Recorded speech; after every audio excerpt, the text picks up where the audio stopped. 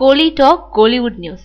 சாமி 2 படத்துல நயன்தாரா நடிக்கல. மலையாள படங்கள்ல நடிச்சுக்கிட்டு இருந்த நயன்தாரா தான் இயக்குன ஹையா படம் மூலம் தமிழுக்கு கொண்டு வந்தவர் டைரக்டர் ஹரி. அந்த படத்துல சரத்குமாருக்கு ஜோடியா நடிச்ச நயன்தாரா அந்த படம் வெற்றி பெற்றதுனால தமிழ்ல அடுத்தடுத்து புதிய படங்கள்ல புக் ஆகி முன்னணி நடிகை ஆயிட்டாங்க.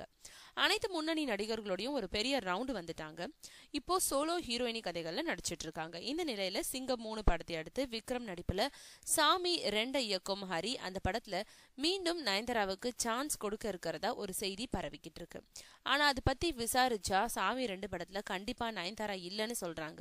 காரணம் சிங்கம் 2 படத்துல அஞ்சலி நடனமாடின பாடல்ல ஆட முதல்ல நயன்தாராவை தான் கூப்பிட்டாராம் ஹரி. ஆனா அவங்க குத்து பாடல்களுக்கு ஆடுறது இல்லைன்னு மறுத்துட்டாங்களாம். அதுக்கப்புறம் தான் அந்த வாய்ப்பு அஞ்சலிக்கு போயிருக்கு.